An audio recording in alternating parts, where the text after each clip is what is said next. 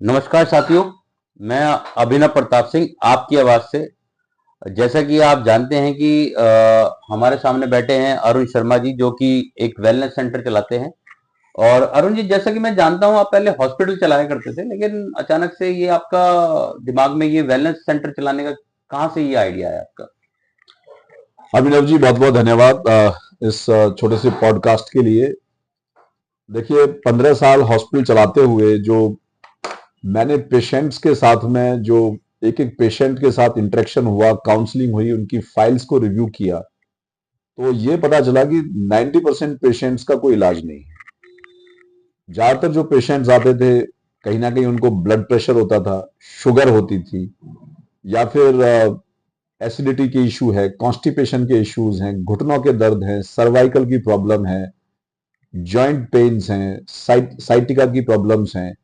और मैंने हॉस्पिटल में काम करते हुए देखा कि टेम्परेरी रिलीफ के लिए हॉस्पिटल में पेशेंट को फिजियोथेरेपी देके, कुछ पेन किलर्स देके कुछ टाइम के लिए रिलीफ तो दिया जा सकता था, लेकिन वो जब पेशेंट बार बार आते रहे तो मेरे दिमाग में ये चलता रहा कि किस तरह से हम एक्चुअली इस हेल्थ केयर को लेके आए। क्योंकि हॉस्पिटल में मैंने देखा कि for emergencies hospital is very good, खासकर जब पेन बहुत ज्यादा है या कोई सर्जरी होनी है पेशेंट की, या कोई लाइफ थ्रेटनिंग सिचुएशन आ जाती है। लेकिन वो क्रिटिकल केयर है, लास्ट स्टेप, जिसे हम कहेंगे कि फोर्थ स्टेप। तो नॉर्मली लोगों को ये ज्यादा मालूम नहीं है कि किस स्टेज पे हमें क्या करना चाहिए। तो वैसे तो हेल्थ केयर जो बेसिक लाइफ साइंसेज हैं, वैसे तो देखा जाए 5वीं क्लास और 7वीं क्लास का सब्जेक्ट है, लेकिन जब हम प्रैक्टिकल लाइफ में देखते हैं तो हार्डली लोग हेल्थ केयर के बारे में उतना सीरियस हैं जितना जरूरत है आज के दौर में, जहां पर लाइफस्टाइल के इश्यूज आए हुए हैं। तो जब मैंने देखा कि समाज के 95% लोग ऐसे हैं जो हॉस्पिटलाइज तो नहीं है, लेकिन एक्चुअली में पेशेंट लाइफ जी रहे हैं, दवाइयों पे जी रहे हैं, कहीं ना कहीं पेन है उनको लगातार, उनके पास कोई केयर नहीं है और हॉस्पिटल में बार बार जाना पड़ रहा है। तो मुझे लगा कि जो लार्जर चंक है, 95% 90% पर जो लोग हैं, उनको हेल्थ केयर की जरूरत है, ना कि इमरजेंसी केयर की। तो वहां पर मैंने डिसीजन लिया कि हम लोग हेल्थ केयर में काम करें। जैसे कि अभी आपने एक पॉइंट छेड़ा, बहुत इंटरेस्टिंग पॉइंट है, जो कि मैं आपके साथ जरूर डिस्कशन करना चाहूंगा इसके लिए। जी। जो आपने बोला लाइफ स्टाइल, जी। क्योंकि इस जब से ये एमएनसी कल्चर आया, क्योंकि मैंने भी विप्रो में जॉब करी है, तो वहां पे मैंने देखा है कि हमारा जो लाइफस्टाइल है वो करीबन रात को 12 बजे और 1 बजे सोने का हो गया है। क्योंकि मल्टीनेशनल जब से कल्चर आया, तब से ये बहुत सारी चीजें बढ़ने लग गई है। तो आप इसको में वेलनेस जो आपका ये जो सिस्टम है, आप किस तरीके से देखते हो? क्योंकि मेरे साथ बहुत सारे इश्यूज होते हैं, आप देख पाए होंगे। जी। मेरे साथ भी एक समस्या चालू हो गई थी जब मेरे को नींद पूरी नहीं होती थी। तो बहुत सारे इश्यूज मेरे को हेल्थ के चालू हो गए, जिस वजह से मेरे को वहां से क्विट करना पड़ा। तो इसलिए मैं आपसे जानना चाहूंगा, ये बहुत मेरे लिए सेंसिटिव टॉपिक है आपके लिए। जी। आप प्लीज मेरे को ये बताइए कि लाइफ स्टाइल को आप किस तरीके से देखते हैं इसके लिए। जी अभिनव, जो आपने बात करी वो पार्ट ऑफ द प्रॉब्लम है। एमएनसी कल्चर जो आपने वर्ड यूज किया है, मैं इसको देखता हूं कि जो आज अननेचुरल एनवायरनमेंट मानव ने, जिसे कहते हैं कृत्रिम, एक आर्टिफिशियल एनवायरनमेंट जो हमने अपने कंफर्ट्स के लिए तय किया है, और हम नेचर से दूर हो गए हैं, और इसको सकारात्मक भी कह सकते हैं। लेकिन जब हेल्थ की बात आती है तो ये एक नकारात्मक कारण है, जिसकी वजह से हम हर चीज में हम देखते हैं, चाहे वो फूड है, चाहे हमारा स्लीपिंग पैटर्न है, चाहे आज हमारा जो डिजिटल टाइम है जो मोबाइल्स पर और टीवी पर जा रहा है। तो ये सब अननेचुरल चीजें हैं जो हमारी जिंदगी में इंट्रोड्यूस हो गई हैं। मॉडर्नाइजेशन में जो गैजेट्स आए हैं, जो टेक्नोलॉजीज आई हैं, जो सहूलियतें आई हैं, इन सब ने बेसिकली हमें कंफर्ट तो दिया है, उपलब्धता तो दी है, अवेलेबिलिटी तो दी है, लेकिन जो लाइफ साइंसेस के जो बेसिक्स हैं वो उसके साथ में मैच नहीं कर रहे हैं। तो जो वेलनेस जिसके लिए हम काम कर रहे हैं वो ये है कि इसकी हैंड शेकिंग कैसे की जाए। मॉडर्न लाइफ है, मॉडर्न टाइम्स हैं, वेलकम स्टेप है, आर्टिफिशियल इंटेलिजेंस आ रही है, नई नई चीजें आ रही हैं, जहां साइबर बढ़ा है वहां पे साइबर क्राइम भी बढ़े हैं। लेकिन हमें कहीं ना कहीं इसके साथ जीना आना चाहिए, and that is the art of wellness. हर युग में कुछ चैलेंजेस रहे हैं, इस युग के चैलेंजेस ये लाइफस्टाइल के हैं। जहां पर आज जो फूड की बात करें तो हम फूड इंडस्ट्री से ले रहे हैं, प्रोसेस्ड फूड है, जेनेटिकली मॉडिफाइड है, प्रिजर्वेटिव्स एंड केमिकल्स के साथ है, क्योंकि उत्पादकता बढ़ानी है, कस्टमर को भी एक सुंदर फल और फूल की जरूरत होती है खाने के लिए।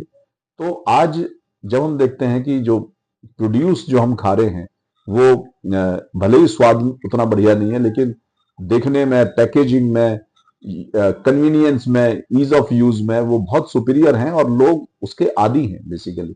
तो बिना इस बात को क्रिटिसाइज किए कि आज का मॉडर्न लाइफ जो है वो हमारे लिए एक अभिशाप है, बल्कि हम उस वरदान के साथ में जो मॉडर्न लाइफ से मिला है उसके साथ हम हैंड शेकिंग कैसे करें, that is the awareness I think this podcast should address.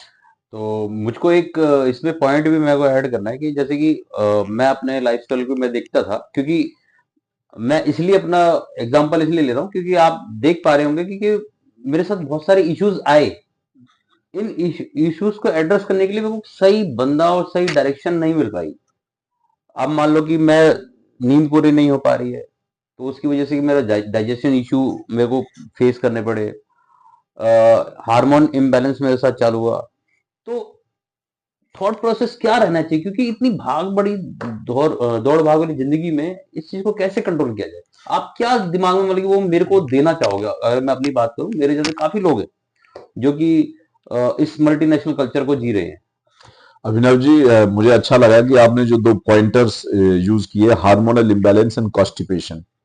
सच बात यह है, दर्शकों को मैं बताना चाहूंगा कि सच बात यह है कि एक्चुअली जो असंतुलन है बॉडी के अंदर, उसका जो आधार है वो हमारी दिनचर्या पर है बेसिकली। कुछ चार चीजें जो मैं बहुत इंपॉर्टेंट, मैंने पेशेंट्स के साथ काम करके देखा, वो बहुत इंपॉर्टेंट है जानने के लिए कि हमारा जो फूड है नॉर्मली एसिडिक है आज बेसिकली। चाहे हम वाटर यूज कर रहे हैं, चाहे हम फूड यूज कर रहे हैं, जो जो इंडस्ट्री से फूड आ रहा है, जबकि उसमें अल्कलाइन कंपोनेंट होना चाहिए, क्योंकि वो एक एनवायरनमेंट हमें देता है। तो फूड के जब हम एस्पेक्ट्स को देखते हैं, तो अगर फूड अल्कलाइन है, गट हेल्थ जिसको लोग बहुत कम समझते हैं, एक तरह से जब पेड़ की जड़ें होती हैं, ऐसे शरीर का जो आधार है वो गट हेल्थ है। उसी तरह से बॉडी के अंदर जो शुगर्स हैं हाई, वो किस तरह से जाए, क्योंकि प्रोसेस्ड फूड है तो फाइबर नहीं मिल रहा है, हाई फाइबर होना चाहिए फूड का। तो ये चार एट्रीब्यूट्स हैं। रेगुलेटेड शुगर, खासकर ग्लाइसेमिक इंडेक्स कहते हैं उसको, कि जिसमें शुगर बॉडी के अंदर धीरे धीरे रिलीज होती है। Low glycemic index, better gut health, alkaline food and high fibre. इसके अलावा बहुत सारे और भी एट्रीब्यूट्स हैं, लेकिन जनरली आज इस मार्केटिंग के युग में इन बेसिक्स के साथ में हम नहीं समझते हैं, या समझते भी हैं तो हम सॉल्यूशन जो ढूंढ रहे हैं वो एग्जिस्टिंग सेट में से। फॉर एग्जांपल कोई कहता है कि मैं ऑर्गेनिक सब्जियां लूंगा या ऑर्गेनिक फ्रूट्स लूंगा। प्रॉब्लम क्या है कि आज जो हम ऑर्गेनिक सब्जियां फ्रूट्स ले रहे हैं 90% तो वो एक्चुअली में एक बिजनेस है, व्यापार है, जहां पर आपको वो चीज नहीं मिल रही है, क्योंकि ऑर्गेनिक उगाना अपने आप में ही मुश्किल काम है, उसको ट्रांसपोर्ट करना, उसकी कॉस्ट बहुत ज्यादा हो जाती है। डुएबल है लेकिन उतना हो नहीं रहा है। इसके अलावा प्रिजर्वेटिव्स और केमिकल्स और जो हम इंडस्ट्री से फूड लेके आ रहे हैं वो वैसे की वैसे ही इनपुट हमारी बॉडी में चल रहा है। तो हमें ये देखना है कि कैटलिस्ट की तरह कौन से वो फूड हैं, कौन सा वो तरीका है कि हम इन चार चीजों को अपनी बॉडी में ला पाए, कि फाइबर सफिशिएंट हमारी बॉडी को मिले। सफिशिएंट फाइबर कितना होता है, गट हेल्थ हमारी इंप्रूव हो, फूड अल्कलाइन हो, और हमारी बॉडी के अंदर जो शुगर लेवल्स हैं वो धीरे धीरे हमारी बॉडी में शुगर जाए, ताकि एनर्जी भी मेंटेन्ड हो। तो ऐसे कौन से फूड है जो हमें एक होलसमनेस देते हैं। तो ये जो कारण है, फूड बहुत इंपॉर्टेंट है, और उसके साथ में आज के युग में योग योग भी बहुत इंपॉर्टेंट है। मैं कहूंगा कि जिम और एक्सरसाइज से पहले योग बेहतर वो है, क्योंकि योग हमारे जो एंडोक्रिन सिस्टम है, जो हमारी ग्लैंड्स हैं, उनको एक्टिवेट करता है राइट पॉइंट के साथ में। और हमने देखा है कि लोग, बहुत सारे लोग, तरह तरह के जो इश्यूज है, योग और फूड के बदलाव, या फूड के, खासकर हम फूड में मिलेट्स की बात करें, हम 5 पॉजिटिव मिलेट्स को यूज करते हैं। इन दोनों के कॉम्बिनेशन से वो संतुलन जो आपने बताया कि कॉन्स्टिपेशन, अगर मान लो किसी वजह से आप प्रॉपर नहीं सो पा रहे हो, और अगर आपका फूड और योग से पूरा आपको अगर अटोनमेंट मिल रही है, तो वो कंपनसेट हो सकता है। तो लाइफस्टाइल में ये चेंजेस बहुत जरूरी हैं। लेकिन अगर आप एक ही चीज में झुके हुए हैं कि आप सो भी नहीं पा रहे हैं, कोई योग भी नहीं कर रहे हैं, फूड भी गलत है, तो definitely body is fighting against many many challenges. तो हमें उसको बैलेंस करने के लिए कुछ चीजें लर्न करनी होंगी, कुछ चीजें अपने जीवन में इंट्रोड्यूस करनी होंगी। और इस पॉडकास्ट से वो चीजें नहीं आती है, पॉडकास्ट से केवल जानकारी और अवेयरनेस मिलती है। लेकिन सही मायने में हम लोगों ने एक योग रिट्रीट प्रोग्राम बनाया हुआ है अपने सेंटर में, लग्जिट वेलनेस सेंटर में। वहां पर हम क्या करते हैं कि लोगों को एक्सपीरियंस हो कि एटलीस्ट टू 2 दिन और 1 रात वहां पर बिताएं, ताकि उनको एक्सपीरियंस में आए, ताकि उनको समझ में आए कि व्हाट इज हेल्थ केयर। जैसे कि अभी पॉडकास्ट चालू से होने से पहले आपने एक बहुत अच्छी बात बोली थी कि हम एक प्रोसेस डेवलप करना चाह रहे हैं। आपने बताया कि लैब टेस्ट करके आपको आगे कैसे कंटिन्यू करना चाह रहे हो, वो एक आपने मेरे को दिमाग में एक आइडिया दिया था। जी तो ये लैब टेस्ट का आपका बेसिकली ग्राउंड क्या था, जो आपने लैब टेस्ट चालू करके आगे क्या प्रोसीड करना चाह रहे थे? जी जी जी, ये बहुत महत्वपूर्ण चीज है। और मुझे लगता है कि आज इस पॉडकास्ट का जो मेन क्रक्स है वो लेबोरेटरी टेस्ट है। देखिए, फैक्ट ये है कि हम लोग हेल्थ केयर को हॉस्पिटल्स में ढूंढते हैं। मैं आज दर्शकों को ये बताना चाहता हूं कि हॉस्पिटल्स में इमरजेंसी केयर है, यानी कि वो लास्ट स्टेज की केयर है जहां पर इंसान विवश हो जाता है और जहां उसको जिंदगी का खतरा बन जाता है, वहां पर हॉस्पिटल्स की जरूरत होती है। और उसको हम भी रिकमेंड करते हैं कि इमरजेंसी केसेस में इमरजेंसीज को एलोपैथी में हैंडल किया जाए, लाइफ थ्रेट से बाहर आए। लेकिन क्योंकि हमारे पास दूसरे विकल्प सशक्त नहीं है, या विकल्प हैं भी, तो वहां पर काउंसलिंग नहीं है पेशेंट्स की। पेशेंट्स को करना क्या है, जनरली क्या होता है कि वेलनेस सेंटर्स में भी, आयुर्वेदिक सेंटर्स में भी पेशेंट की काउंसलिंग बहुत पुअर है। हमारे देश में ये विडंबना है कि पॉडकास्ट में, यूट्यूब में तो बहुत कुछ नॉलेज मिल जाता है, लेकिन जो पर्सनलाइज काउंसलिंग होनी चाहिए, पेशेंट के हिसाब से काउंसलिंग होनी चाहिए, क्योंकि कॉन्फिडेंस वहीं से आता है। तो वो काउंसलिंग के लिए बहुत इंपॉर्टेंट है कि आपके पास लैब रिपोर्ट्स हों। आज हर हॉस्पिटल, हर डॉक्टर ये कहता है कि साल में 1 बार या 2 बार टेस्ट कराए, और हम भी वेलनेस सेंटर की तरफ से कहते हैं कि रिपोर्ट्स कराएं। पर फैक्ट ये है कि उन रिपोर्ट्स को कराने के बाद क्या हम एक एलोपैथी दवाइयां खाने चले जाते हैं, किसी डॉक्टर के पास जाते हैं और एलोपैथिक मेडिसिन लेके क्या हम अपने जीवन को फिर से वैसे ही सोच रहे हैं कि उन दवाइयों से ठीक हो जाएंगे? यहां पर मिस्टेक होती है। और यहीं पर हमें हैंडशेक करना है कि टेस्ट रिपोर्ट्स के आधार पर, यानी कि पता हो कि हमारे वाइटल्स कैसे हैं, हमारी बायोकेमिस्ट्री कैसी है, उसके आधार पर जब हम अपनी दिनचर्या को प्लान करते हैं तो वो एविडेंस बेस्ड हो जाती है, साइंटिफिक हो जाती है। और जो व्यक्ति है जिसको समस्याएं हैं, वो कहीं ना कहीं बड़ी जिम्मेदारी के साथ अपने जीवन को जीना शुरू कर देता है। वो जो अनुशासन आता है टेस्ट रिपोर्ट के बाद में, उसी की जरूरत है जो लाइफस्टाइल को चेंज करेगा। साथियों, जिस तरीके से मैं समझ पाया हूँ, डॉक्टर साहब ये कहना चाहते हैं कि टेस्ट से हमको एक पता लगता है कि हमारी बॉडी में किस कंटेंट की कमी है, और उसके लिए हम क्या क्या इनपुट देके हम अपना कंसल्टेंसी के माध्यम से उसके डाइट चार्ट के हिसाब से हम उसको क्या बेहतर सॉल्यूशन दे सकते हैं। एब्सोल्युटली। हम लोग बेसिकली लेबोरेटरी के जो टेस्ट होते हैं वो कस्टमाइज्ड भी होते हैं।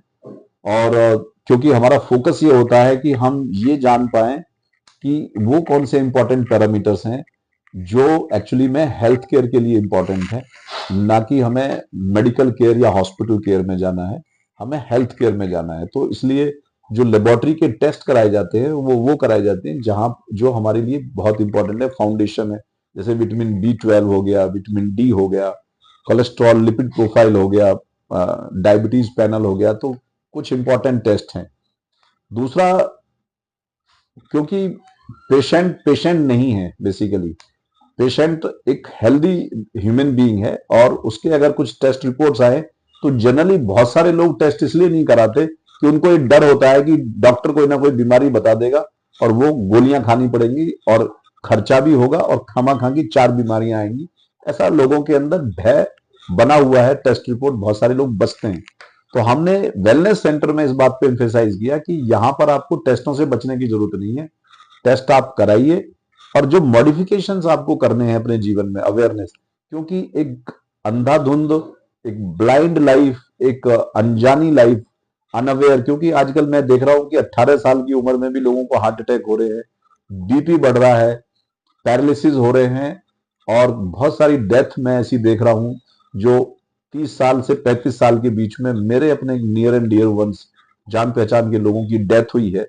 पॉडकास्ट के माध्यम से मैं बताना चाहूंगा कि ये जीवन कितना कीमती है, कितना मूल्यवान है, इसकी वैल्यू वही व्यक्ति जानता है या उसका परिवार जानता है, और कोई नहीं जानता। और ये चीज हम अपने दर्शकों को बताना चाहते हैं कि हेल्थ केयर ये हमारा अपना व्यक्तिगत विषय है। उसके लिए लेबोरेटरी रिपोर्ट्स एक पहला स्टेप है, जिसके बेस पर आपकी एक एफिशिएंट काउंसलिंग हो।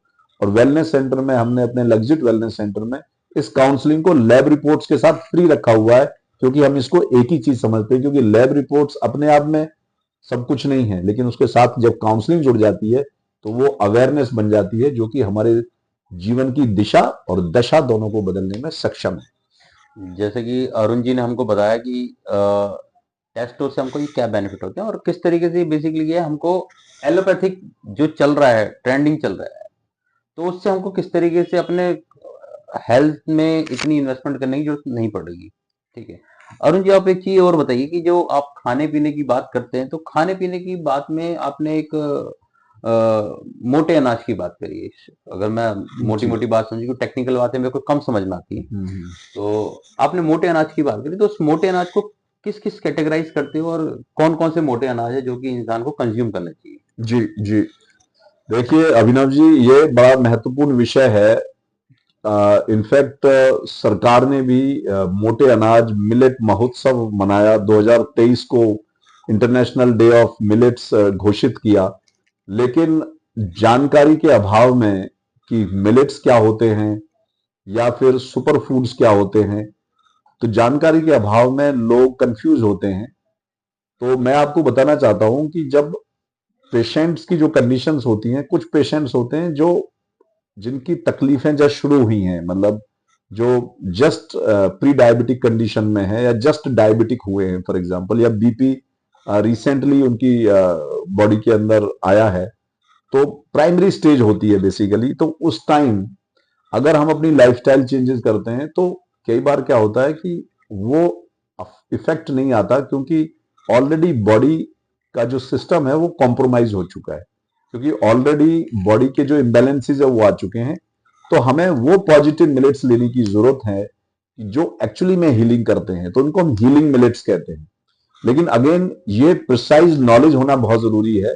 जनरली लोग, फॉर एग्जांपल मैं जैसे रागी की बात करूं तो बहुत अच्छा मिलेट है, लेकिन वो पॉजिटिव मिलेट नहीं है। वो लेना चाहिए, हमारी फूड में होना चाहिए, लेकिन वो 5 हीलिंग मिलेट्स कौन से हैं? लिटिल कोदो, बर्नियार्ड, ब्राउन टॉप, फॉक्सटेल।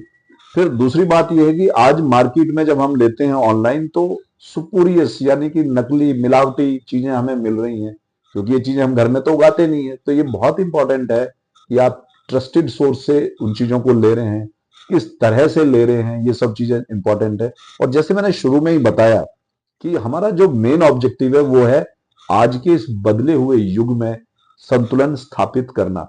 जब तक हम बाह्य संतुलन स्थापित नहीं करेंगे, आंतरिक संतुलन हम स्थापित नहीं कर पाएंगे। ठीक है। एक चीज और मेरे को क्योंकि जैसे जैसे हमारी चर्चा आगे बढ़ती जा रही पॉस्ट करके, मेरे अंदर इतनी उत्सुकता बढ़ रही है जो मैं कंट्रोल नहीं कर पा रहा हूँ, क्योंकि जिस सलीके से, जिस स्टाइल से आपने ये पूरा सेटअप लगा रखा है, और मैं समझ पा रहा हूँ कि आप एक, क्या मैं एक इस पॉडकास्ट को थोड़ा डिफरेंशिएट भी करना चाहूंगा, क्या ये असाध्य रोगों के लिए भी ये वरदान का काम करती है क्या? देखिए अभिनव जी, सच बात तो ये है कि असाध्य रोग जो लैंग्वेज आई है क्रॉनिक डिजीजेस को लेके, वो आई है एलोपैथी में। क्योंकि लाइफस्टाइल अगर प्रॉब्लम्स हैं, चैलेंजेस हैं, तो उनका ट्रीटमेंट भी लाइफस्टाइल है। जिस कारण से समस्या है उसका निदान भी वो कारण को हटाना ही है। दवाइयां क्योंकि उसको नहीं हटा सकती हैं, इसलिए वो असाध्य कहती हैं। तो ड्रग्स जो होती हैं, जो एलोपैथी का जो इतना रिसर्च चल रहा है, वो बेसिकली 4th स्टेज पेशेंट्स के लिए है। जैसे कि लास्ट स्टेज पे पेशेंट पहुंच जाता है कि उसके बाद जो डेली लाइफ, क्योंकि वो डिसिप्लिन नहीं मेंटेन कर सकता, बॉडी बहुत फ्रेजाइल हो चुकी है, कमजोर हो चुकी है, बॉडी के अंदर उतना अब इम्यूनिटी नहीं है, उतना रेजिस्टेंस नहीं है, अनुशासन नहीं ला सकता पेशेंट अपनी लाइफ में। जब वो पूरी तरह से डिपेंडेंट हो जाता है एक्सटर्नल कंडीशंस के लिए, तो वो 4th स्टेज, लास्ट स्टेज होती है। अगर मैं कैटेगराइज करूं हेल्थ केयर को 1st, 2nd, 3rd, तो मैं कहता हूं कि 1st और 2nd स्टेज तो बहुत आसानी से पेशेंट अपने घर पे ही चीजों को मैनेज कर सकता है, उसे कहीं जाने की जरूरत नहीं। 3rd स्टेज पे वेलनेस सेंटर्स की जरूरत पड़ती है, लेकिन 4th स्टेज पे आने के बाद वेलनेस सेंटर प्लस हॉस्पिटल और एक अच्छी विल पावर की जरूरत होती है। तो बस मैं आपसे यही कहूंगा कि आपका जो क्वेश्चन था कि सवाल एक बार मुझे बताइए ताकि। लाइफस्टाइल को लेके जी। क्योंकि लाइफस्टाइल जैसे एमएनसी कल्चर आ रहा है तो उसकी वजह से लाइफ साइकिल बहुत डिस्टर्ब हो रही है। तो बस जी। वही था एक क्वेश्चन जो मेजर मेरे को महसूस हुआ अपने लिए कि जी। मैं आपसे पूछूं, क्योंकि जब तक मैं अपना ट्रीटमेंट नहीं करा पाऊंगा तो मेरे को लगता है पॉडकास्ट वालों को थोड़ा सा देखिए, मैं फिर कहूंगा कि एक्चुअली हम अपने डॉक्टर खुद हैं, प्रोवाइडेड कि हमें राइट सोर्स से इंफॉर्मेशन मिले। हम खुद अपने आप को ट्रीट कर सकते हैं। बॉडी के अंदर पूरी क्षमताएं होती हैं अपने आप को ठीक करने की, पूरी भगवान ने सारी कैपेबिलिटीज दी हैं, लेकिन राइट टाइम पे राइट थिंग करने से ही रिजल्ट्स आते हैं, और यही इस पॉडकास्ट का उद्देश्य है। साथियों, ये पॉडकास्ट बहुत लंबा चलेगा और क्वेश्चंस की गुत्थियां इतनी सारी हैं जो कि हम इस सिंगल पॉडकास्ट में नहीं कर पाएंगे। लेकिन यह है कि आप हमारे साथ जुड़े रहिए। हम इसी तरीके से चर्चा अरुण जी के साथ निरंतर करते जाएंगे और बारीकी से समझने की कोशिश करेंगे कि किस तरीके से ये वेलनेस पे काम कर रहे हैं और ये इसका क्या आउटकम निकल सकता है। धन्यवाद साथियों। अभिनव जी, मैं एक चीज जरूर हाँ जी, ऐड हाँ करना जी। चाहूंगा हाँ जी, क्लोज बिल्कुल, करने से बिल्कुल। पहले। बिल्कुल, बिल्कुल। देखिए, जो प्रोसेस हमने डिस्टिल्ड किया है, जो हमने आइडेंटिफाई किया, वो ये है कि लैब रिपोर्ट्स और काउंसलिंग के माध्यम से जीवन में योग कि किस तरह के, क्योंकि हर योग हर आदमी के लिए सूट नहीं करता है। योग एंड फूड ये कस्टमाइज्ड होना चाहिए, जो काउंसलिंग के बाद पता चलेगा। लैब रिपोर्ट्स, योग and food with the help of counselling, और बॉडी का डिटॉक्स कराना, यानी कि नेचुरोपैथी और पंचकर्म के माध्यम से विषा जो हमारे अंदर जो विषाक्त अणु होते हैं, या यूं कह सकते हैं कि बॉडी के अंदर जो विषैले तत्व होते हैं, जिसे टॉक्सिन्स कहते हैं, उनका समय समय पर शमन करना या उनको बॉडी से बाहर निकालना, जो कि बॉडी के अंदर के बहुत सारे ब्लॉकेज को खोलते हैं। अगर हमने ये 4 चीजें अपना ली तो मुझे लगता नहीं है कि हमें डॉक्टर्स की आवश्यकता है, लेकिन फिर भी कुछ कंडीशंस में हमें डॉक्टर्स की जरूरत पड़ती है। लेकिन ये जो दिनचर्या और ऋतुचर्या अगर हमने ठीक कर ली तो हमारे जीवन में हमें कम डॉक्टर्स की जरूरत पड़ेगी, और अगर पड़ भी गई तो हम जल्दी ठीक हो जाएंगे। बहुत बहुत धन्यवाद। Thank you. धन्यवाद।